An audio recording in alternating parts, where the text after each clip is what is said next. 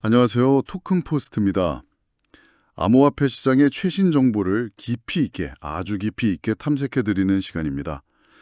네, 오늘은 2025년 8월 25일이고요. 저희 토큰포스트 뉴스 브리핑이랑 시세 자료를 쫙 모아서 시장의 큰 그림 있잖아요. 거시경제 전망부터 기업들 소식, 또 주목할 만한 생태계 이야기, 그리고 지금 시장이 어떤지 당신이 꼭 알아야 할 핵심 정보들만 쏙쏙 뽑아서 짚어드릴게요. 네, 이 복잡한 시장 속에서 길 잃지 않도록 저희가 중요한 흐름들 딱 잡아드리겠습니다. 자, 그럼 바로 시작해 볼까요? 먼저 거시경제 환경부터 봐야겠죠. JP모건에서 전망을 내놨어요. 다가오는 미국 연준의 9월 FOMC 회의에 대한 건데요.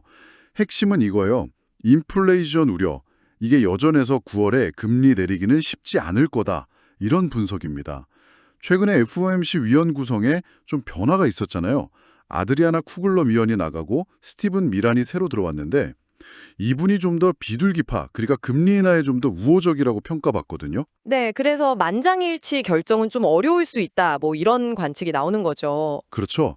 결국에는 제롬 파월 의장이 어떻게 하느냐 이게 중요할 텐데 JP모건은 파월 의장도 인플레이션 지표를 그냥 무시하고 금리를 내리기는 어려울 거다.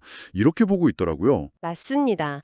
이 전망이 왜 중요하냐면요. 금리 인하에 대한 시장 기대감이 또 뒤로 밀릴 수 있다. 이런 신호를 주는 거거든요. 높은 금리가 생각보다 더 길게 간다. 이러면 비트코인이나 이더리움 같은 소위 위험 자산으로 분류되는 암호화폐에는 아무래도 자금 유입이 좀 어려워질 수 있죠. 투자 심리에도 당연히 영향을 미치고요. 특히 FOMC 내부 의견이 좀 갈릴 수 있다. 이 부분은요. 파월 의장이 뭐라고 말하느냐, 그 발언 하나하나에 시장이 더 예민하게 반응할 수 있다는 뜻이기도 해요. 그냥 금리 동결이냐 인하냐 이걸 넘어서 앞으로 정책 방향이 어떻게 될지 그 미묘한 뉘앙스까지 잘 봐야 하는 그런 상황입니다. 그렇군요. 파월 의장의 입만 쳐다보게 생겼네요. 자, 규제 쪽 얘기도 좀 해볼게요. 이것도 중요한데 미국 와이오밍주에 있는 크립토뱅크 커스토디아 뱅크라고 있잖아요. 커스터디아, 네네. 거기 CEO 케이틀린 롱이 한 말인데요. 와이오밍주는 그 지니어스법이라고 해서 디지털 자산 관련해서는 꽤 앞서 나가는 법이 있는 곳으로 알려져 있거든요. 네, 맞아요. 비교적 선진적이죠. 근데 그럼에도 불구하고 이 롱 CEO는 여전히 규제 불확실성이 너무 크다 이렇게 지적을 했어요. 구체적으로 어떤 점들이 문제라고 했을까요? 몇 가지를 딱 짚었는데요. 첫째는 은행이 그 토큰화된 예금 있잖아요. 블록체인상에서 발행하고 거래할 수 있는 디지털 예금. 이걸 진짜로 발행해도 되는 건지 법적으로 아직 명확하지가 않다는 거예요. 이게 은행 시스템 혁신이랑 바로 연결되는 문제거든요. 그리고 둘째는 은행이 고객 자산 보호하려고 스테이블 코인을 보유할 때 자본금을 얼마나 쌓아두어야 하는지 그 기준이 없다는 거고요. 마지막으로는 암호화폐 관련 핀테크 기업들이 기존 금융권 수준의 규제 준수, 그러니까 컴플라이언스 기준을 맞추기가 현실적으로 좀 어렵다는 문제도 지적했어요. 특히 만약에 은행끼리 이런 토큰화된 예금을 주고받다가 문제가 생기면 이거 누가 책임질 거냐, 또 필요한 정보는 어떻게 안전하게 공유할 거냐, 이런 시스템 구축이 정말 시급하다고 강조했죠. 들어보니까 법 하나 툭 던져놓고 끝날 문제가 전혀 아니네요. 실제 운영하려면 세부적인 규정이나 시스템이 다 따라와줘야 한다는 거군요. 정확합니다. 이게 딱 암호화폐가 기존 금융 시스템으로 들어가는 과정에서 생기는 그런 마찰 지점들을 보여주는 거예요. 와이오밍처럼 앞서 나가는 주에서도 이런 어려움이 있다는 건 미국 전체, 아니 더 나아가서 글로벌 금융 시스템에 암호화폐가 제대로 자리 잡으려면 아직 넘어야 할 산이 많다는 걸 의미하죠. 이런 규제 공백이나 불확실성이 빨리 해소되지 않으면 특히 좀 혁신적으로 뭔가를 해보려는 지역은행이나 핀테크 기업들이 발목 잡힐 수밖에 없어요. 결국 기술 발전 속도만 늦추는 거죠. 규제 당국이 좀 더 구체적이고 명확한 가이드라인을 빨리 내놓아야 하는 이유입니다. 규제 환경은 여전히 좀 답답한 상황인데 기업들은 또 나름대로 움직이고 있습니다. 특히 일본 상장사 메타플래닛, 여기 행보가 아주 인상적이에요. 비트코인을 주요 준비 자산으로 삼고 있는 회사잖아요. 네, 그렇죠. 이 회사라 최근에 103BTC를 또 샀다고 합니다. 또 샀어요. 네, 이걸로 메타플래닛에 가진 비트코인이 총 일반 8,991BTC가 됐다고 하더라고요. 금액으로 치면 이게 어마어마한 규모죠. 여기서 우리가 좀 주목해야 할 점은 메타플래닛의 접근 방식이에요.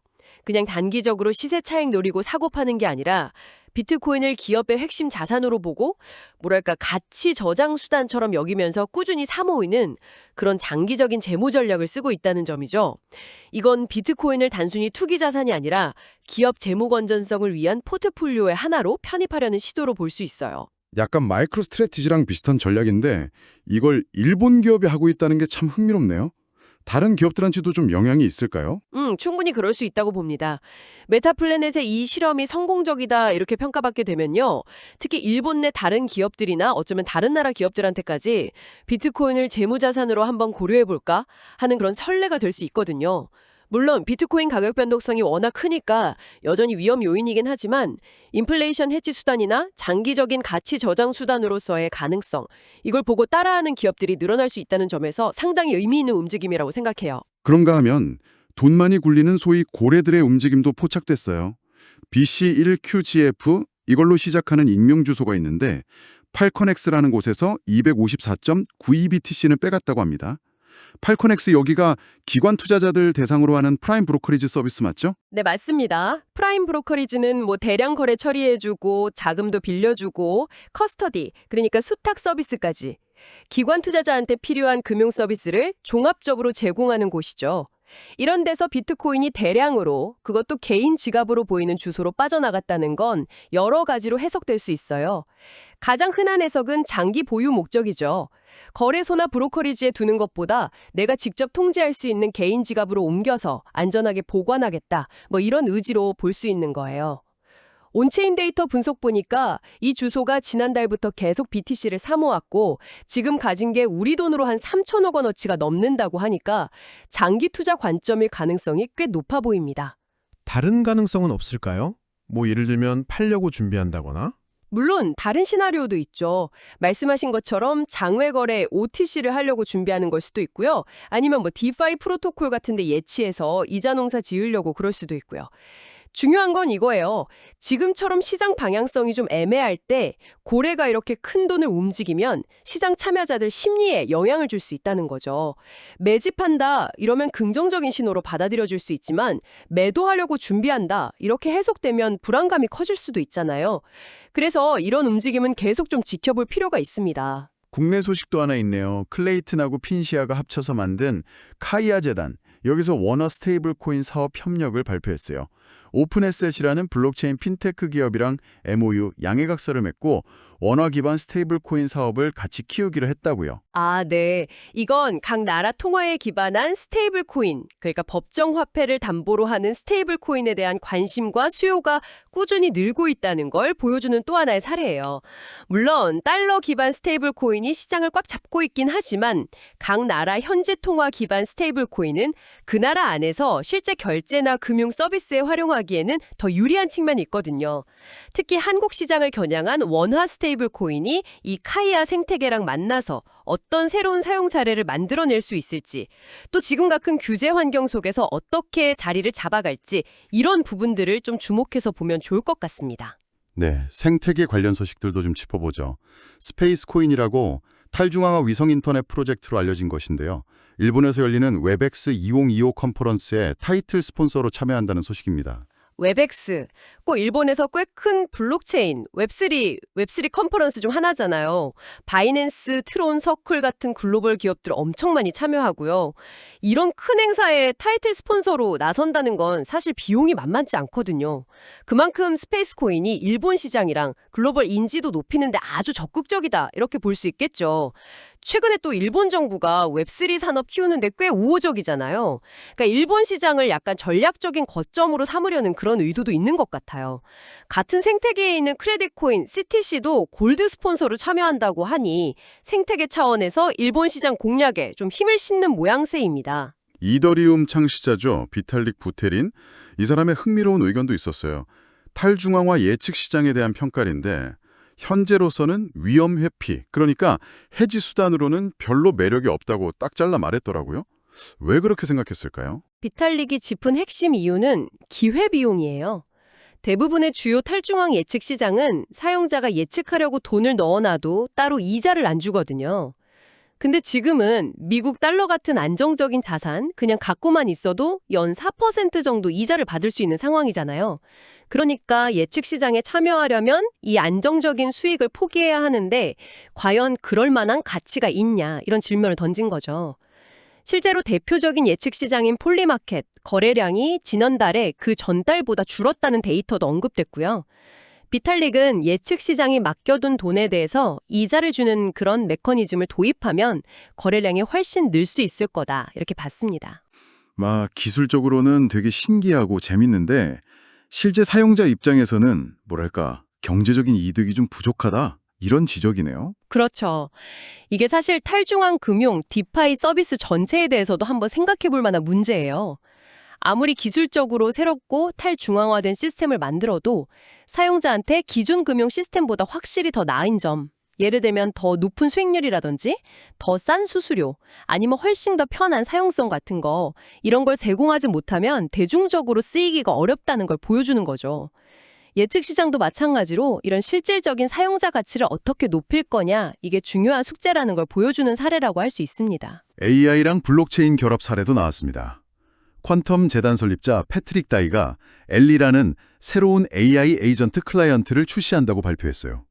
사용자가 시키는 작업을 수행하고 최신 AI 모델들도 지원한다고요. 네, AI하고 블록체인 융합.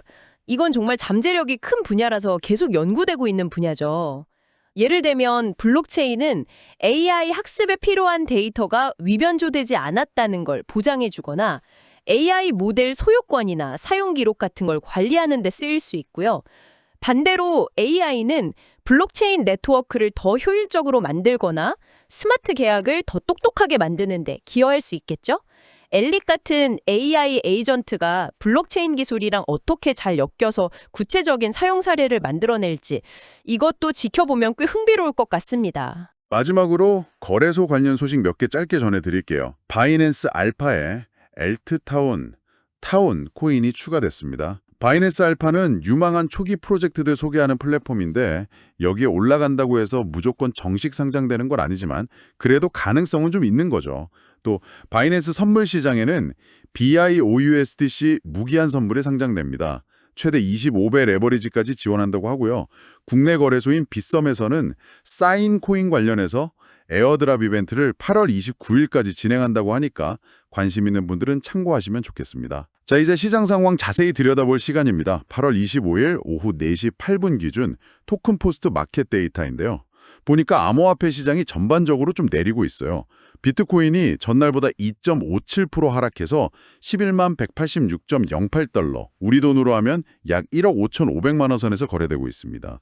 아까 뉴스 브리핑에서도 잠깐 말했지만 11만 2천 달러 선이 깨진 모습이에요. 이더리움도 비슷하게 내렸습니다. 전일 대비 2.58% 하락해서 4,637.82달러, 약 642만 원 수준이고요. 다른 주요 알트코인들도 대부분 파란불입니다. XRP 마이너스 2.42%, BNB 마이너스 0.77%, 솔라나 마이너스 2.35%, 도지코인 마이너스 3.81%, 카르다노 마이너스 2.07%, 트론 마이너스 2.78% 이렇게 하락세를 보이고 있네요. 네, 딱 봐도 시장 전반적으로 조정 분위기가 느껴지죠. 아까 저희 이야기 나눴던 거 있잖아요. 미국 연준 9월 금리 인하 기대감이 좀 꺾인 거. 이런 거시경제적인 불확실성이 투자 심리에 영향을 줬을 가능성. 이게 첫 번째로 생각해 볼 수 있고요. 또 최근에 좀 올랐으니까 단기적으로 이익 실현하려는 매물이 나왔을 가능성도 배제할 순 없겠죠. 그렇다면 이 모든 게 당신에게 뭘 의미할까요? 단기적으로는 가격 변동성이 좀 커질 수 있다. 이걸 시사하는 거죠. 시장 방향성에 대한 확신이 좀 부족한 상황이니까 약간 보수적으로 접근해야 할 수도 있다. 이런 신호로 볼 수 있습니다. 전체 암호화폐 시장의 시가총액은 약 3조 8,844억 달러, 우리 돈으로 하면 대략 5,380조 원 정도 규모고요. 지난 24시간 동안 거래량은 약 2,091억 달러, 한 289조 원 정도로 집계됐습니다. 비트코인이랑 이더리움의 시장 점유율, 그 도미넌스라고 하죠. 이게 조금씩 줄었어요. BTC 점유율은 57.37%로 어제보다 0.13%포인트 감소했고 ETH 점유율은 14.39%로 0.06%포인트 줄었네요. 이 두 메이저 코인 점유율이 같이 조금씩 빠졌다는 건요. 돈이 어떤 특정 알트코인으로 확 몰려갔다기보다는 시장 전체의 투자 심리가 좀 위축됐다 이렇게 보는 게 더 맞을 것 같아요. 만약에 특정 알트코인 섹터가 막 혼자 잘 나갔다면 얘기가 다르겠지만 지금은 대부분 알트코인들도 같이 내리고 있잖아요. 그런 걸 보면 시장 전체적으로 좀 약세 분위기 영향이 더 크다 이렇게 해석하는 게 합리적일 것 같습니다. 물론 앞으로 추세는 또 바뀔 수 있으니까 계속 지켜봐야죠. 디파이하고 스테이블 코인 시장은 어떤가요? 디파이 시장 전체 시가총액은 약 1,165억 달러 수준이고 24시간 거래량은 418억 달러로 어제보다 한 15% 넘게 줄었어요. 그런데 스테이블 코인 시장은 거래량 감소폭이 훨씬 커요. 시가총액은 모약 2,593억 달러 그대로 유지하고 있는데 24시간 거래량이 2,008억 달러로 전날보다 무려 56.55%나 확 줄었습니다. 와, 스테이블 코인 거래량 급감. 이건 진짜 주목해야 할 지표입니다. 스테이블 코인이 보통 암호화폐 거래할 때 약간 진입 자금처럼 쓰이거나 아니면 이익 실현하고 나서 현금화하기 전에 잠시 대기하는 자금으로 많이 쓰이잖아요. 이 거래량이 반토막 이상 났다는 건 시장 참여자들이 새로 돈을 넣거나 아니면 기존 자금을 움직이는 활동이 엄청나게 둔화됐다는 의미일 수 있어요. 그러니까 시장 전체 거래 활동이 확 위축됐거나 어쩌면 자금이 아예 암호화폐 시장 밖으로 빠져나가고 있을 가능성까지도 생각해 봐야 합니다. 이게 시장 유동성 감소로 이어질 수 있어서 정말 주의 깊게 봐야 해요. 아까 비탈릭이 지적했던 디파이 매력 부족 문제랑도 좀 연결해서 생각해 볼 수 있겠네요. 실질적으로 뭔가 활동할 만한 유인이 줄어들고 있는 건 아닌지. 그런데 참 이상하네요. 반대로 파생상품 시장 거래량은 엄청나게 늘었어요. 지난 24시간 동안 파생상품 거래량이 약 1조 8,164억 달러, 우리 돈으로 2,500조 원이 넘는 규모인데 이게 전날보다 69% 이상이나 급증했습니다. 네, 가격이 이렇게 내릴 때 파생 상품 거래량이 확 늘어나는 건 사실 꽤 자주 보이는 현상이에요. 몇 가지 요인이 좀 복합적으로 작용한 결과로 볼 수 있는데요. 첫째는 가격 하락 위험을 피하려고 해증하는 수요가 늘어난 거죠. 현물 가진 사람들이 선물 매도 포지션을 잡아서 가격 하락에 대비하는 거예요. 둘째는 앞으로 더 떨어질 것 같다 이렇게 예상하고 공매도, 즉 숏 포지션에 베팅하는 투기적인 거래가 늘어난 거고요. 셋째는 가격이 갑자기 뚝 떨어지면서 기존의 롱 포지션 잡았던 사람들이 강제로 청산당하면서 거래량이 늘어나는 경우도 있습니다. 아까 뉴스 브리핑에서 나왔던 3대 선물 거래소 BTC 롱숏 비율 보면 숏 포지션이 약간 우세, 롱 47.3%, 숏 52.7%였잖아요. 이걸 보면 현재 시장 참여자들이 추가 하락 가능성에 좀 더 무게를 두고 있거나 아니면 이미 꽤 많은 롱 포지션이 청산됐을 가능성을 시사한다고 볼 수 있겠습니다. 네, 오늘 정말 다양한 소식하고 시장 데이터 짚어봤습니다. 메타플래닛처럼 비트코인을 아예 재무자산으로 편입하는 기업들이 늘어나는 이런 긍정적인 움직임도 있고요. 카야처럼 실제 사용 사례를 만들려는 노력도 계속되고 있죠. 하지만 동시에 연준 금리 정책 같은 거시적인 불확실성은 여전하고 커스토디아 은행 사례처럼 규제 문제는 여전히 복잡하고요. 또 비탈릭 부테린이 지적했듯이 기술 자체의 실제적인 효용성, 여기에 대한 고민도 깊어지고 있습니다. 시장은 여전히 변동성이 크고요. 여기서 당신에게 한번 질문을 던져보고 싶어요. 이 암호화폐 시장이 지금 같은 변동성을 좀 극복하고 더 안정적으로 주류 금융 시스템 안으로 들어가려면 가장 근본적으로 뭐가 해결되어야 한다고 생각하시나요? 케이틀린 롱이 강조했던 것처럼 명확한 규제일까요? 아니면 비탈릭 부테린이 지적했던 것처럼 사용자가 진짜 체감할 수 있는 기술적인 효용성이나 혁신일까요? 그것도 아니면 기업들이 꾸준히 채택하고 신뢰를 쌓아가는 것일까요? 아니면 이 모든 것들이 다 톱니바퀴처럼 맞물려 돌아가야 하는 걸까요? 뭐 정답은 없겠지만 한 번쯤 고민해 보시면 시장을 이해하는 데 도움이 되지 않을까 싶습니다. 이상 토큰포스트였습니다. 다음 시간에 더 유익한 정보로 찾아뵙겠습니다.